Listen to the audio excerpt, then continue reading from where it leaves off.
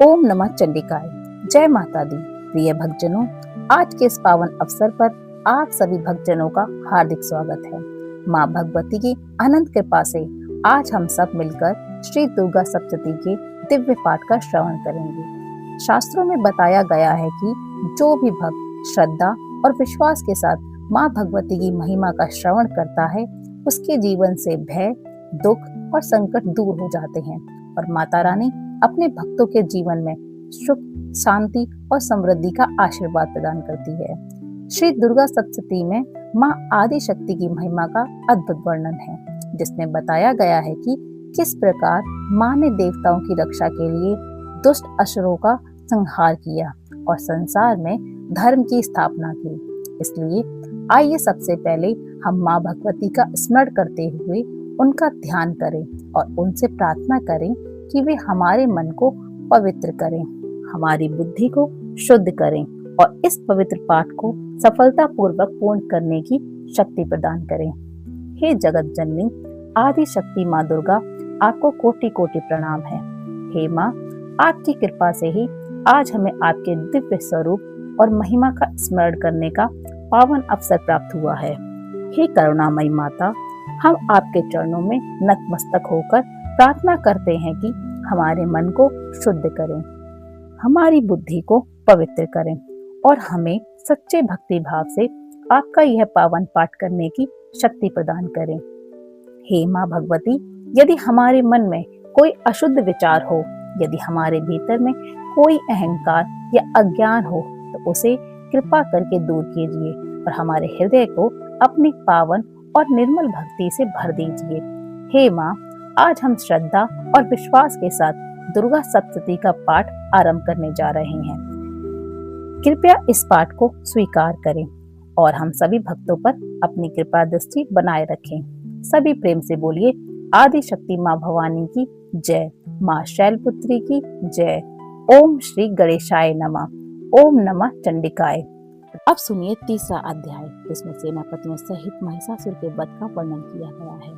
सबसे पहले हम सभी मिलकर माँ जगदम्बा का ध्यान करते हैं। जगदम्बा के श्री अंगों की कांत उदय काल के सहस्त्रों सूर्यों के समान है। वे लाल रंग की रेशमी साड़ी पहने हुए हैं। उनके गले में मुंडमाला शोभा पा रही है। दोनों स्तनों पर रक्त चंदन का लेप लगा हुआ है।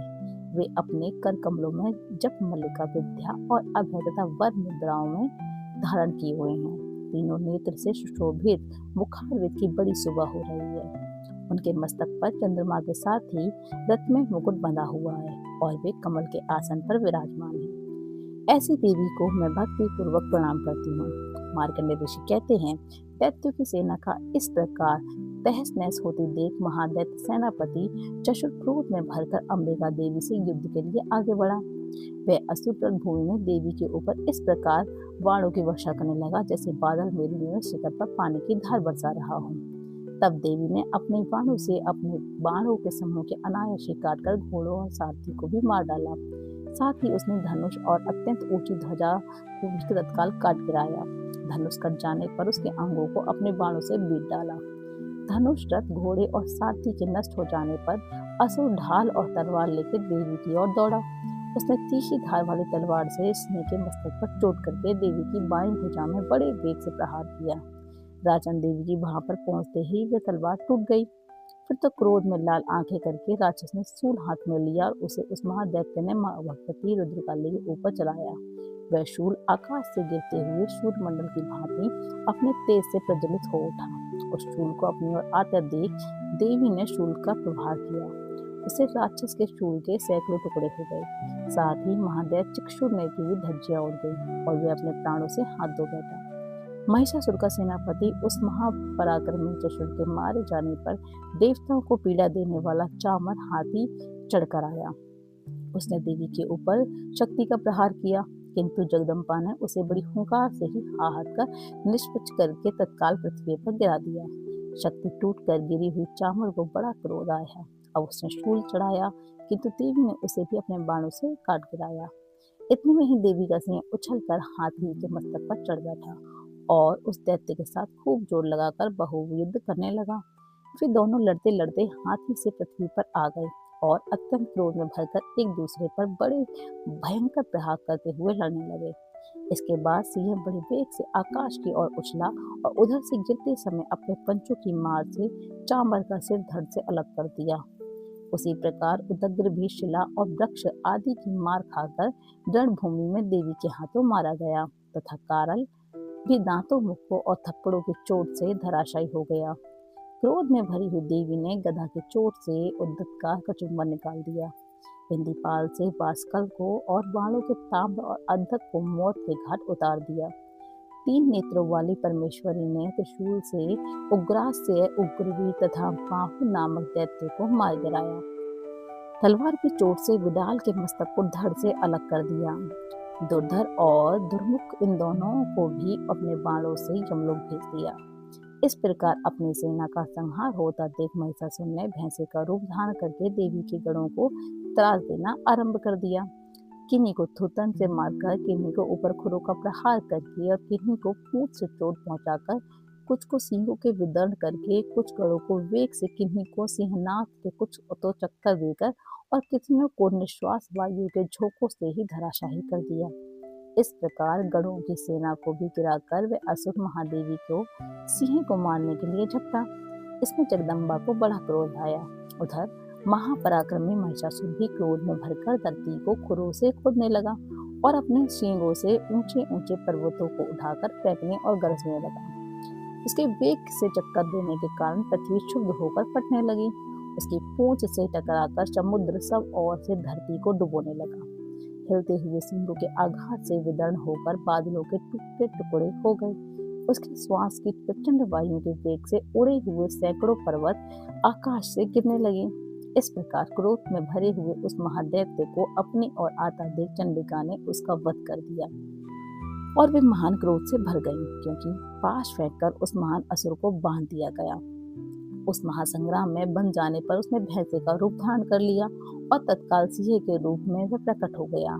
उस अवस्था में जगदम्बा ज्यों ही उसका मस्तक काटने के लिए उद्यत हुई तो ही वे खड्गधारी पुरुष के रूप में दिखाई देने लगा। तब देवी ने तुरंत ही बाणों की वर्षा करके ढाल और तलवार के साथ उस पुरुष को भी भीत डाला। इतने में ही वे महान गजराज के रूप में परिणत हो गया और अपने सूंड से देवी के विशाल सिंह को खींचने और गजरने लगा। खींचते समय देवी ने तलवार से उसकी सूंड काट डाली। तब उस महादैत्य ने पुनः भैंसे का रूप धारण कर लिया और पहले के ही तरह चराचर प्राणियों सहित तीनों लोगों को व्याकुल करने लगा। तब क्रोध में भरी हुई जगत जननी चंडिका बारंबार उत्तम मधु का पान करके और लाल आंखें करके हंसने लगी। उधर उस का बल और पराक्रम के मध्य उन्मत्त हुआ राक्षस गजरने लगा और अपने सींगों से चंडी के ऊपर पर्वतों को फटने लगा। उस समय देवी अपने बाणों के समूह से उसके फेंके हुए पर्वतों को चूर्ण कर दिए और बोली। बोलते समय उनका मुख मधु के मध्य में से लाल हो रहा था और वाणी लड़खड़ा रही थी।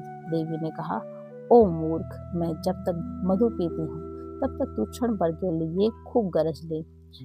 मेरे हाथ से यही तेरी मृत्यु हो जाने पर ही अब शीघ्र ही देवता भी गरजना मारेंगे। ऋषि कहते हैं कि ऐसा कहकर देवी उछली और उस महातत्व के ऊपर चढ़ गईं। फिर अपने पैर से उसे दबाकर उन्होंने शूल से उसके कंठ में आघात किया। उनके पैर से दबा होने पर भी महिषासुर अपने मुख से दूसरे रूप में बाहर होने लगा।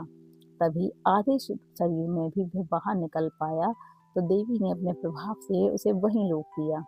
आधा निकला होने पर भी वह महादैत्य देवी से युद्ध करने लगा। तब देवी ने बहुत बड़ी तलवार से उसका मस्तक काट दिखाया। फिर तो हाहाकार करती हुई दैत्यों की सारी सेना भाग गई और संपूर्ण देवता अत्यंत प्रसन्न हो गए। तब देवताओं ने दिव्य महर्षियों के साथ दुर्गा देवी का स्तवन किया। गंधर्व राज गाने गाने लगे और अप्सराएं नृत्य करने लगी। जय माता दी। इस प्रकार श्री मार्कंडेय पुराण में सर्वाधिक मनवंतर की कथा के अंतर्गत देवी महात्म्य महिषासुर वध नामक 3रा अध्याय पूर्ण हुआ। ऋग्वेदों का देवी सुक्तम पाठ। देवी भगवती बोली, मैं रुद्र, वसु, आदित्य और विश्वदेव रूप में सर्वत्र विचरती हूँ। मित्र, वरुण, इंद्र, अग्नि और अश्विनी कुमारों को मेरी मैंने धारण कर रखा है। सोम, योग, विश्वकर्मा, सूर्य और ईश्वर नाम के देव मैंने ही धारण कर रखे हैं, जो देवताओं के उद्देश्य से प्रचुर हव्य युक्त और सोम याग आदि का अनुष्ठान करते हैं। उन यजमानों का फल मुझ में विद्यमान है। इस ब्रह्मांड की अधिष्ठात्री तथा पार्थिव तथा अपार्थिव देने वाली भी मैं ही हूँ। ब्रह्मा साक्षात समृद्ध ज्ञान रूपा मैं हूँ। यह ज्ञान ही सब उपासनाओं का मूल है। मैं ही अत्यंत जीवों में प्रविष्ट हूँ। देवता इस प्रकार अनेक भावों से मेरी उपासना करते हैं। जीव जो अन्य आदि खाद्य द्रव्य भक्षण करता है, देखता है, उसका धारण करता है तथा सुनता है, यह सब क्रियाएं मेरे द्वारा ही होती हैं। जो मुझको इस दृष्टि से नहीं देख सकता, वे नाश को प्राप्त होते हैं। हे सौम्य, तुमसे जो तत्व कहे कि उसे श्रद्धा पूर्वक सुनो, मैं यह उपदेश स्वयं दे रही हूँ। देवता और मनुष्य द्वारा वही सेवित है। मैं जिसे चाहती हूँ उच्च पद प्रदान करती हूँ, ब्रह्मा मानती हूँ तथा ऋषि और सर्व ज्ञान संपन्न त्रिमेधा बनाती हूँ। रुद्र के लिए धनुष खींचती हूँ। इस प्रकार मैं सर्वज्ञ व्याप्त हूँ। मेरी आत्मा ने जगत पिता को उत्पन्न किया है। उसके ऊपरी भाग में आनंदमय कोश के अंदर विज्ञानमय को कोश में मेरा कल्याण अवस्थित है। मैं समस्त भवनों में प्रविष्ट होकर रहती हूँ।